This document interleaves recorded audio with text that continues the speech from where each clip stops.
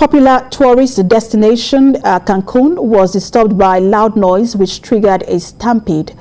The country's National Guard say there was no evidence gunshots were fired and the noise could have been a tourist tipping over some signs. The National Guard was investigating the incident, according to newsmen. Crowds sought safety on the tarmac and buses carried travelers to other parts of the airport. Airport employees later gathered documents and placed them on counters.